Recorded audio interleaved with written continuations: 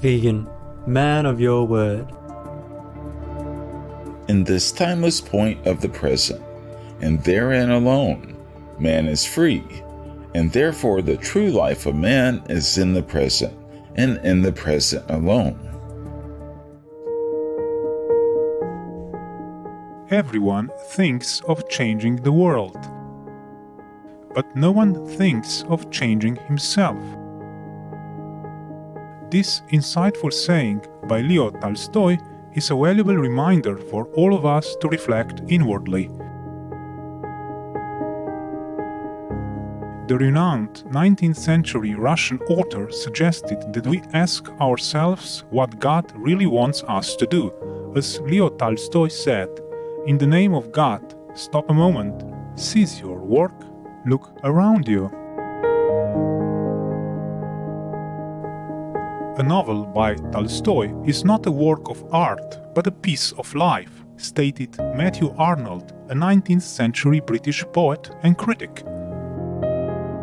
In addition to his renowned epic novels, Leo Tolstoy wrote essays and letters that conveyed the spiritual truths he came to realize in life. Along with adopting and promoting the vegetarian diet, he became deeply interested in spirituality and living by the ethical teachings of Christ. The concepts he conveyed through his writings about peace and the fulfillment of God's will greatly influenced 20th century leaders like Mahatma Gandhi and Dr. Martin Luther King Jr. Supreme Master Ching Hai spoke about the uplifting nature of Leo Tolstoy's work during a group meditation session with our association members in July 1997 in Los Angeles, USA. Because Tolstoy was a practitioner, That's why when you read his story, almost a story about spirituality, about God, and very happy, very positive. It's very good to read him, to read his book. You try. If you haven't, you try. You can read more, Such thing is very good for you. We would like to share with you an insightful excerpt from Volume 2 of The Pathway of Life called Living in the Present. Living in the present. People imagine that the course of their life is in time, in the past or in the future. But this is a delusion. The true life of man is not in time, but always is in that timeless spot where the past and the future meet, and which we inexactly call the present time.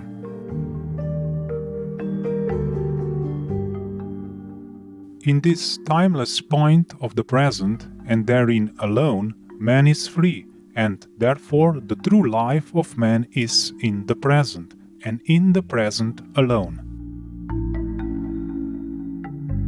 The true life is in the present. The past is no more. The future has not yet come. What is then? Only that point where the past and the future meet. This is seemingly nothing, yet in that point is the whole of our life. We only imagine that there is time. Time is not. Time is merely a device by means of which we gradually see that which is in reality and which is ever the same. The eye does not see all of a globe at once, yet the globe exists all at once. In order that the eye may see the entire globe, the latter must be turned before the observing eye. Even the world revolves before the eyes of man in time. For the supreme reason, there is no time. That which will be is. Time and space is the disintegration of the infinite for the convenience of finite creatures. There is no before nor after. That which will happen tomorrow already really exists in eternity.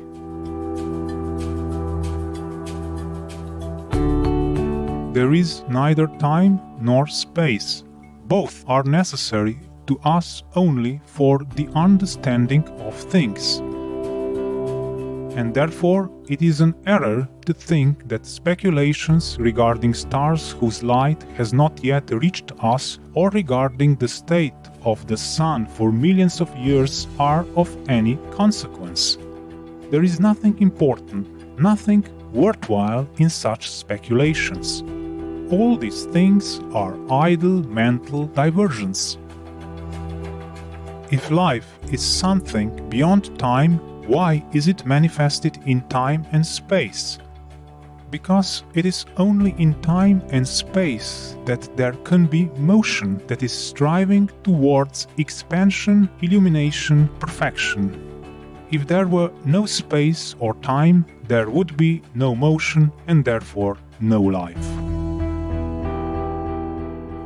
The spiritual life of man is beyond time and space. Time exists for the physical life alone, but the spiritual being of man is beyond time. It is beyond time because the activity of the spiritual being of man is only in efforts of the mind. But the effort of the mind is always beyond time, for it is always in the present, and the present is not in time.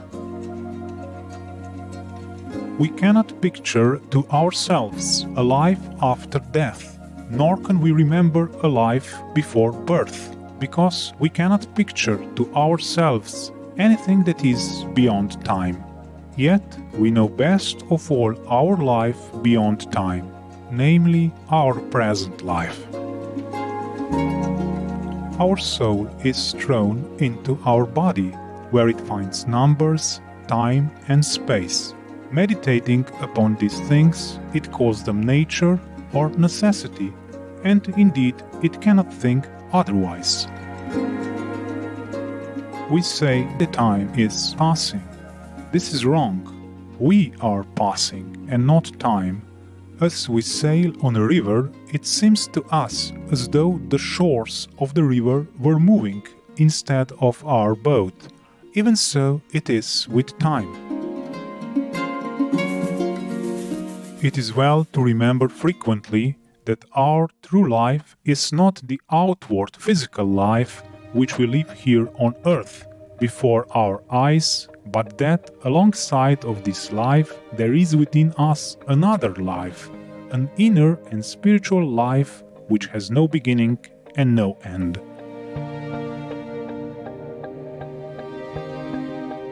True life is only in the present.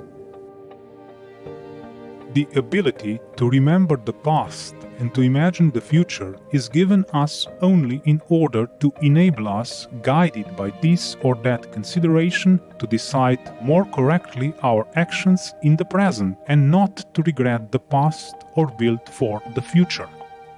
Man lives only in the present instant. Everything else is either gone or is uncertain of occurring.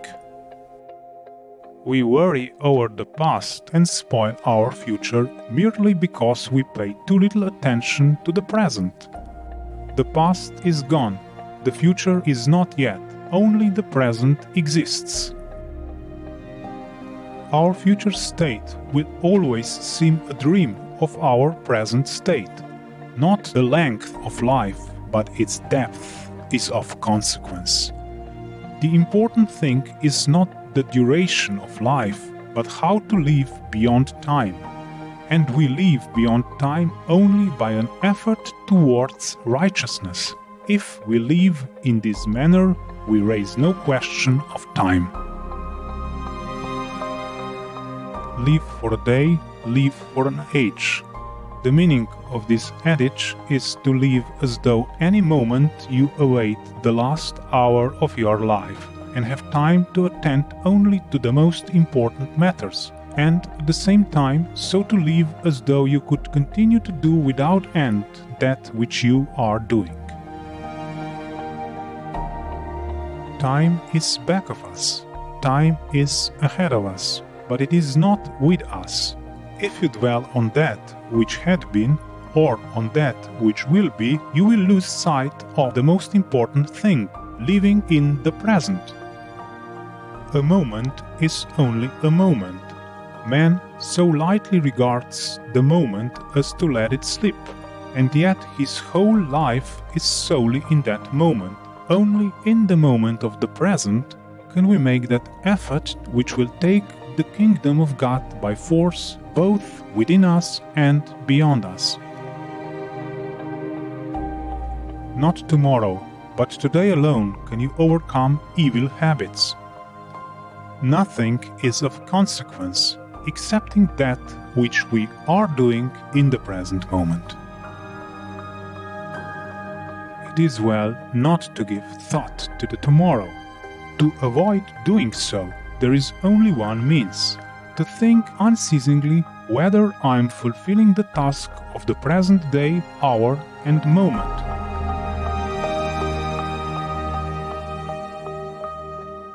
Happy viewers, thank you for joining us on today's Words of Wisdom. Please join us again tomorrow for part 2 of this program. Coming up next is Industrial Mining, Damaging Effects on the Planet and Our Health, part 2 of 3, right after noteworthy news. May the flower of your inner wisdom bloom in heavenly splendor. Vegan side effect: your ticket to heaven can't be cancelled.